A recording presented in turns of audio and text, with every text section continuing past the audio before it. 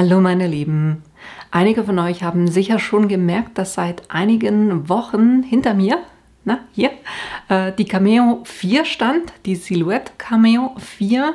Und heute geht es nicht um die, sondern es geht um das Paket, das drüber steht, und zwar um die Portrait 3. Ich hatte in den letzten Monaten auch immer wieder Fragen bekommen zu den Silhouette-Geräten oder Silhouette-Plottern.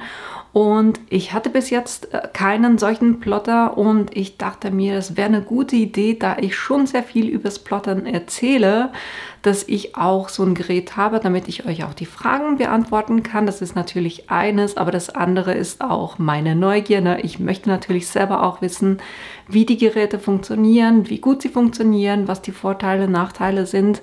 Und deshalb habe ich eine kleine Serie für euch. Das heißt, heute starten wir mit 2 Videos. Das eine ist, dass ich euch einfach die Portrait 3 zeige. Und das zweite ist dann, dass ich euch die Basisfunktionalitäten vom Silhouette Design Space, das ist die Software, die ihr braucht, um mit dem Silhouette Plotter zu arbeiten. Da werde ich euch einen kurzen Überblick geben. Ich werde nicht komplett ins Detail reingehen, weil das würde sonst einfach viel zu lange. Dann werden wir nächstes Wochenende weitermachen und da werde ich euch einige erste kleine Projekte mit der Portrait 3 zeigen. Das heißt, wie dann wirklich die Anwendung ist. Ich muss aber auch sagen, die Funktionalitäten im Silhouette Design Space sind so massiv und das ist wirklich ein ausgetüfteltes Tool oder eine Software, wo ich durchaus mehrere Videos brauchen werde, und ich denke auch, man lernt am besten, wenn ihr das 1:1 in einem Projekt seht. Von dem her werden wir da natürlich auch zukünftig einige Projekte mit diesem Plotter machen oder mit der Software auch machen, damit ihr auch ein bisschen besser versteht, wie die funktioniert. Dann machen wir natürlich weiter mit der Cameo 4, damit ihr auch das seht, und da werde ich dann beim Design Space auch auf eine höhere Lizenz gehen, weil heute zeige ich euch die kostenlose Lizenz und dann eben im Zusammenhang mit der Cameo 4 zeige ich euch dann die höhere Lizenz, damit ihr auch seht, was da die Unterschiede sind. Und dann werde ich, wenn ich die Plotter so ein bisschen im Einsatz hatte, werde ich auch einen Vergleich machen, wo ich euch die Plotter, die ich habe, miteinander vergleiche. Ich gebe keine Empfehlungen ab, habe ich noch nie gemacht, werde ich auch nicht machen. Es geht mehr darum, euch die Infos zu geben, was die Vor- und Nachteile sind, wie die Geräte funktionieren, damit ihr selber dann entscheiden könnt, was der richtige Plotter für euch ist. Aber eben das dann in zukünftigen Videos. Heute starten wir mit der Portrait 3 und das machen wir auch gleich nach dem Intro.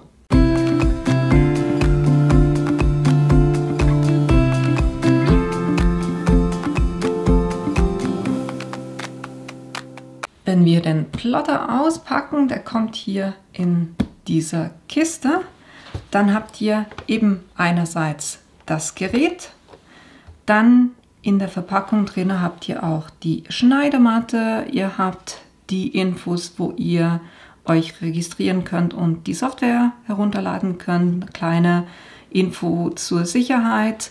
Dann habt ihr ein Stromkabel logischerweise, um das Ganze an den Strom anzuschließen, dann ein USB-Kabel. Das braucht ihr auch nur fürs erste Mal zum Verbinden. Wenn ihr Bluetooth habt, dann könnt ihr dann mit Bluetooth weiterarbeiten.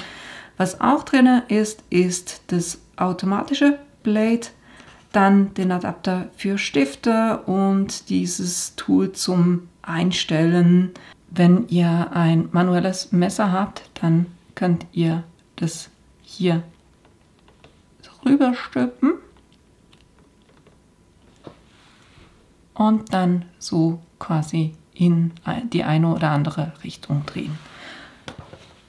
Das Gerät selber ist von der Größe her 41,1 x 14 x 11,2 cm und es ist wirklich super leicht. Das Ding wiegt nur 1,6 Kilogramm.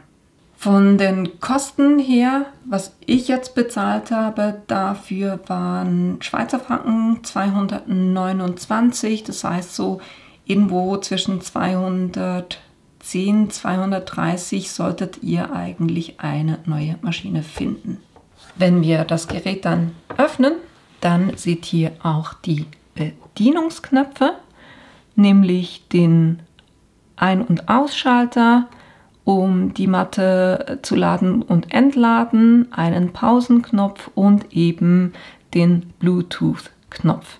Ihr seht, vom Messer her habt ihr nur diese Station und laden tut ihr das Ganze, indem ihr das rauszieht, das Messer, und das hat hier hinten so ein Metall und dadurch erkennt es eigentlich die Art von Messer oder Tool, was in der Maschine drin ist. Das geht hier rein, drückt es ein kleines bisschen runter und schiebt dann diesen Regler wieder rein, bis er einrastet.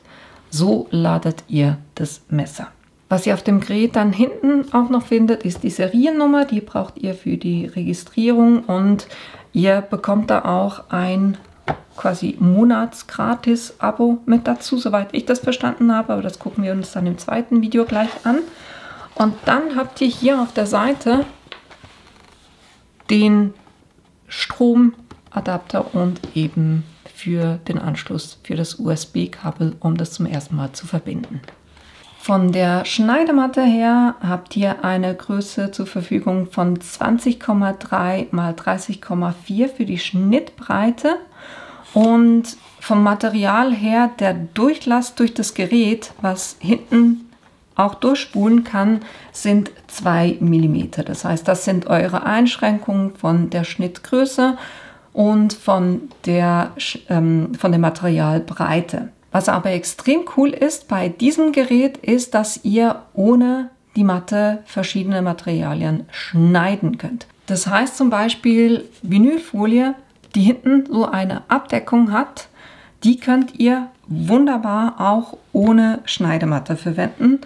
Und warum ist es so gut? Weil ihr dadurch eben nicht auf die Größe der Schneidematte eingeschränkt seid. Natürlich von der Breite her seid ihr auf die Maschinenbreite auch eingeschränkt, aber ihr könnt halt einfach auch längere Designs machen. Und was auch ganz cool ist, und das kenne ich von den anderen Geräten nicht, ist, dass ihr Bastelkarton auch ohne Matte schneiden könnt.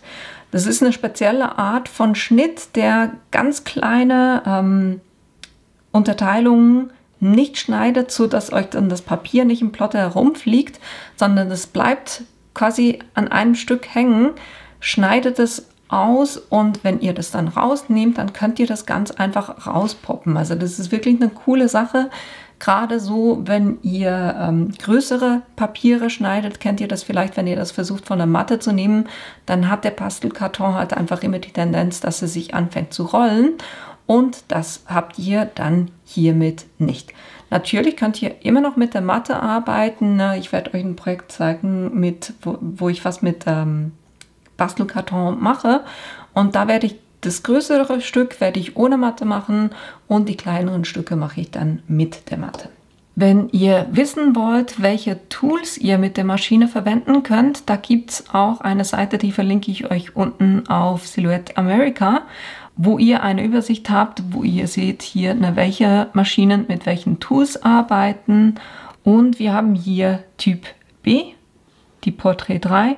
Und da seht ihr, dass ihr eben das Autoblade, nämlich das automatische Messer, ein manuelles Blade, das nennen die in den Staaten das Ratchet Blade, das mit 1 mm, dann aber auch mit 2 mm. Dann gibt es ein Craft Blade, das heißt, das ist ein bisschen robusteres Blade, oder Klinge, die 2 mm schneiden kann. Wie gesagt, mehr macht auch keinen Sinn, weil ihr kein dickeres Material durch die Maschine durchkriegt. Und dann gibt es auch noch den Penholder, den ihr mit der Portrait 3 verwenden könnt. Weiter unten Type-C ist dann die Cameo 4. Aber eben, wenn ihr eine Übersicht haben wollt über die Tools, dann könnt ihr hier auf diese Seite gehen. Da wir das iPad gerade in den Fingern haben, zeige ich auch euch das andere noch. Zum Beispiel mit der Cricut habt ihr ja die Möglichkeit, dass ihr mit einer App arbeitet.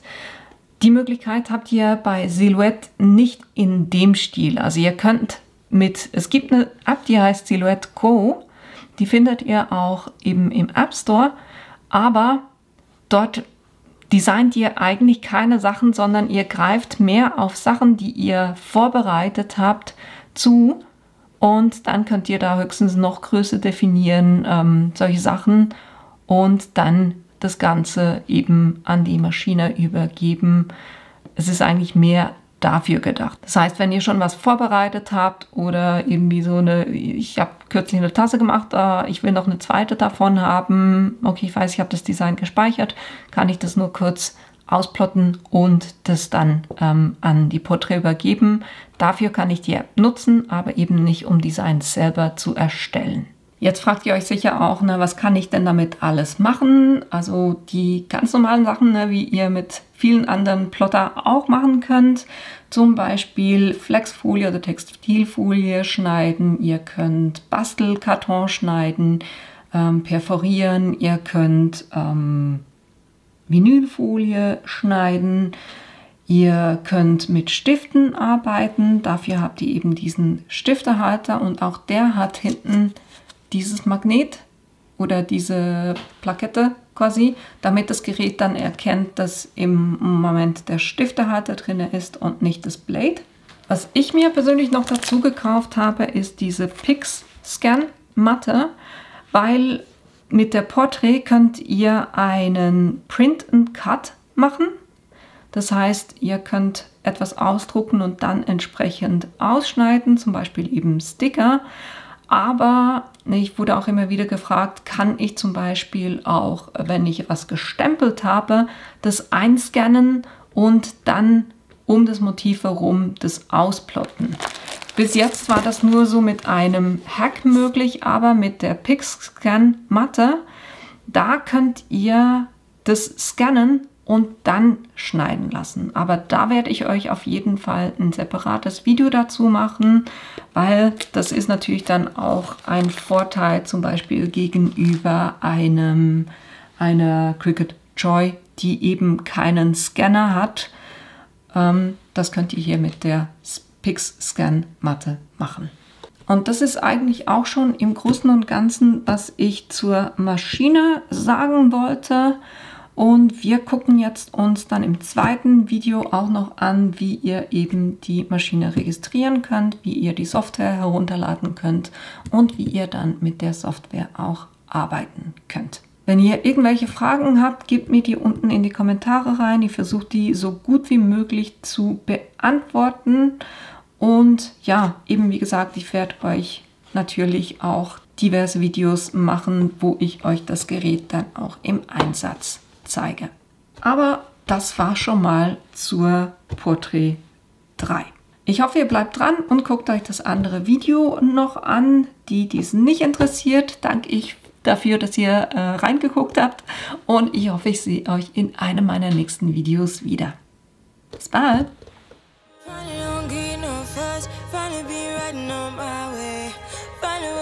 Some luck in the book. I don't give a someone say.